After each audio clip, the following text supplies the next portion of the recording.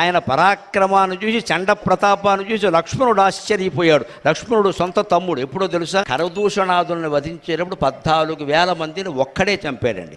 Just in half an hour, 30 minutes Valmiki Ramayanam ప్రకారం 14,000 మంది. కేవలం ధనుర్బాణాలతో 14,000 మందిని చంపాడు ఒక్కడే అరగంటలో. మరి లక్ష్మణుడు ఏం చేశాడంటే, అప్పుడు ఏమన్నాడంటే, రాక్షస సమాజులు రకరకాలుగా ఉంటాయి, వదిన గారిని తీసుకుని ఆ కొండ గుహలో ఉండవయ్యా లక్ష్మణ, ఆవిడికి కాపలాగా నువ్వు అక్కడే ఉండు అంటే, అన్నయ్య వాళ్ళు 14,000 నేను చూసుకుంటాను కదా, నీకెందుకు 14 ఏళ్ళు ఎందుకున్నాం ఇక్కడ, ఏడాదికి 1,000 వేసి పారేస్తారు పో అని చెప్పి ఆయన లోపల ఆ గుహలో బయట కాపలాగా, ఆ లోపల ఆవిడ పెట్టి బయట కాపలాగా ఈయన ఉండమని ఈయన చూస్తుంటే 14,000 మందిని అరగంటలో లేపేసేసరికి లక్ష్మణుడికి తెలిసి వచ్చింది, దీనికి తమ్ముండు కాబట్టి సరిపోయింది, శత్రువునైతే నా పరిస్థితి ఏంటి, ఒక దెబ్బ మిగులుతాడా ఇంక. అది రామచంద్రమూర్తి పరాక్రమం. అందుకే శంకరాచార్య అసౌమిత్రివంజై అచండ ప్రతాపై, తోడుబుట్టిన వాళ్ళు కూడా ఆశ్చర్యపోయినటువంటి పరాక్రమం అందడి.